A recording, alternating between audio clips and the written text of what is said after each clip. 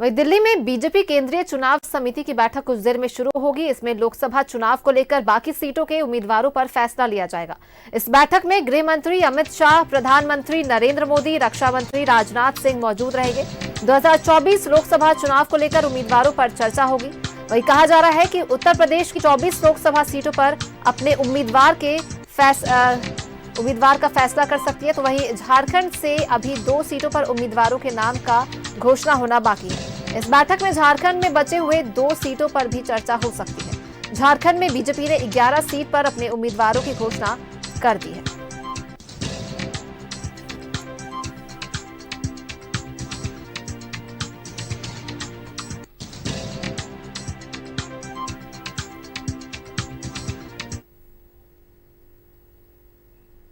और भावना हमारी सहयोगी दिल्ली से हमारे साथ जुड़ गई है। भावना, ये जो केंद्रीय समिति की बैठक है बीजेपी की, ये कितने देर में शुरू होने वाली है और कहा जा रहा है कि इसमें जो झारखंड के बचे हुए 2 सीटों के उम्मीदवार है उसके नाम पर भी इस बैठक में चर्चा हो सकती है?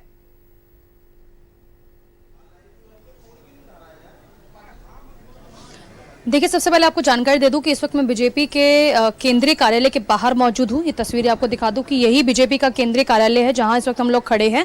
और अभी जो है, क्योंकि प्रधानमंत्री यहां पर आएंगे लगभग 8 बजे के बाद, तो एक प्रोटोकॉल चेकिंग होती है, तो फिलहाल यहां पर वो भी चल रही है। प्रोटोकॉल चेकिंग होगी तो कैमरे जो है वो अंदर जाएंगे और इसके बाद जो कोर कमेटी के मेंबर जब आएंगे तो उनकी जो वीडियो है वो कैप्चर करने के लिए यहाँ से मिलेगी। ये एक थोड़ी सी जानकारी जो दर्शकों को हम दे रहे हैं। लेकिन फिलहाल क्योंकि सवाल आपने पूछा है कि केंद्रीय चुनाव समिति की बैठक कितने बजे है, तो केंद्रीय चुनाव समिति की बैठक का जो समय है वो लगभग 7 बजे के बाद का तय किया गया है। और इस बैठक में जेपी नड्डा, जो कि बीजेपी के राष्ट्रीय अध्यक्ष है, वो मौजूद रहेंगे। गृह मंत्री अमित शाह मौजूद रहेंगे। इसी के साथ केंद्रीय समिति के जो कोर मेंबर है वो भी इस बैठक में मौजूद रहने वाले हैं। और आज क्योंकि ना सिर्फ उत्तर प्रदेश, झारखंड, बल्कि उड़ीसा, पंजाब, महाराष्ट्र और जो बचे हुए राज्य हैं उनको लेकर भी बैठक होगी। और इस बैठक में जो उम्मीदवार रह गए हैं उनके नामों पर मंथन होगा। लगभग पहली लिस्ट जब आती है तो 192 नाम आते हैं, दूसरी लिस्ट जब जारी होती है तो 72 नाम होते हैं, तीसरी लिस्ट में 9 नाम आते हैं और चौथी लिस्ट में 15 नाम होते हैं। पहली लिस्ट में बीजेपी 34 अपने मंत्रियों को उतारती है चुनावी मैदान में उम्मीदवारों के तौर पर। दूसरी लिस्ट में बीजेपी जो है लगभग 3 पूर्व मुख्यमंत्रियों को उतारती है चुनावी मैदान में। लगभग कैंडिडेट 72 होते हैं। लेकिन तीसरी लिस्ट में जो है तमिलनाडु के अगर पूर्व गवर्नर की बात की जाए तो उनको भी चुनावी मैदान में बीजेपी ने उतारा है, जिसमें तीसरी लिस्ट में 9 मेंबर्स आए थे और अगर उम्मीदवार आए थे। और चौथी लिस्ट की अगर बात करें तो 15 उम्मीदवारों के नामों की घोषणा हुई, यानी कि कुल मिला के 291, अगर आप देखें तो 291 जो है नामों की घोषणा अभी तक हो चुकी है और बचे हुए नामों को लेकर अब मंथन होना है। ऐसे में ये बीजेपी की केंद्रीय चुनाव समिति की तीसरी बैठक है जो इसी कार्यालय में होगी।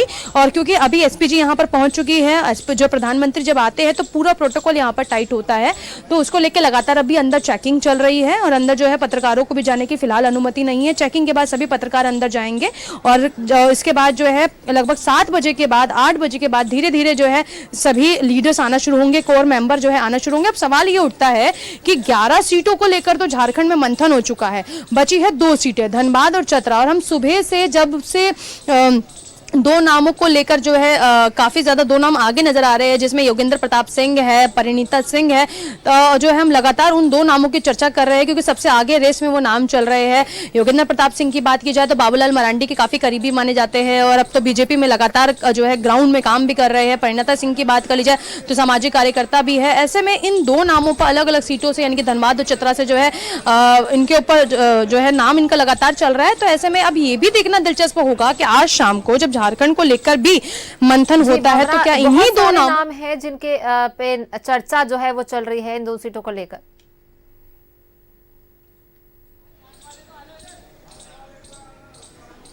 बिल्कुल, ना सिर्फ झारखंड में बल्कि आप ये कहिए बिहार में भी कई नाम हैं जिनको लेकर चर्चा चल रही है, महाराष्ट्र में भी है, पंजाब में भी है, हरियाणा के भी नाम आना बाकी है, इसके अलावा उत्तर प्रदेश भी है।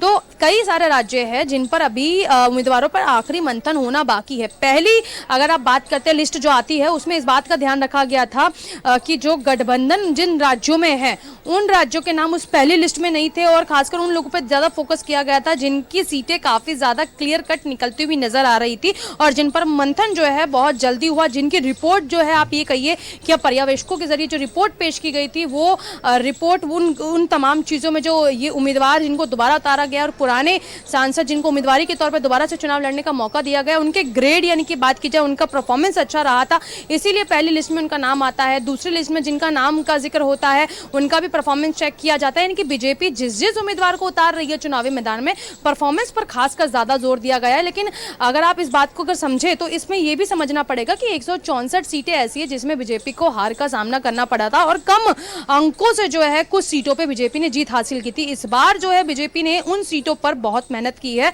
और बूथ, जिला, मंडल, नुक्कड़, कस्बा, गांव, पन्ना, इस तरीके से जो है काफी सस्पेंस है। देखिए, जहां चतरा में भी बीजेपी की तरफ से सस्पेंस जारी है, तो वहीं इंडी गठबंधन की तरफ से भी वही उसी तरह से आरजेडी और कांग्रेस का में जो है वो लड़ाई देखी जा रही है।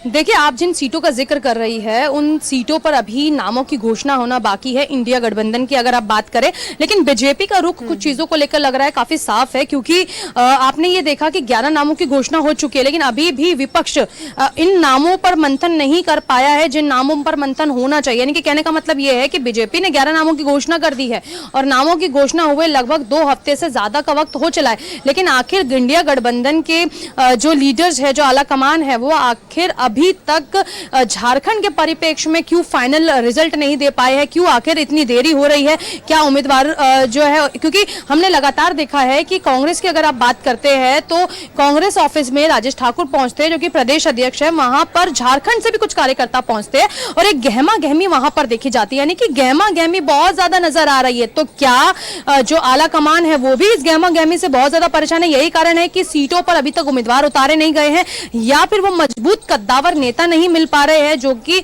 बीजेपी को पटकनी दे सके, या फिर कोई ऐसा मूल मंत्र तैयार किया जा रहा है जिस पर आसानी से बीजेपी की सीटों पर सेंधमारी कर सके, जिन पर बीजेपी ने बढ़त बनाई थी, जीत बनाई थी। तो ये सारे सवाल है जिसका जवाब जो है इंडिया गठबंधन के लीडर्स के जरिए ही मिलेगा और उन उम्मीदवारों के जरिए मिलेगा जिन्हें चुनावी मैदान में आने वाले समय में इंडिया गठबंधन जो है वो उतारता है, यानी कि जेएमएम उतारती है और कांग्रेस पार्टी की तरफ से उन उम्मीदवारों के नामों की घोषणा होती है। जी बिल्कुल, तो फिर बैठक शुरू होगी तो हम आपके पास आएंगे, लौटेंगे। फिलहाल बहुत बहुत धन्यवाद आपका तमाम जानकारियों के लिए। तो देखिए, आपको बता दें कि दिल्ली में बीजेपी केंद्रीय समिति की बैठक 7 बजे के करीब शुरू होगी और जहां आज झारखंड की 2 सीटों के उम्मीदवारों के नाम पर चर्चा होगी।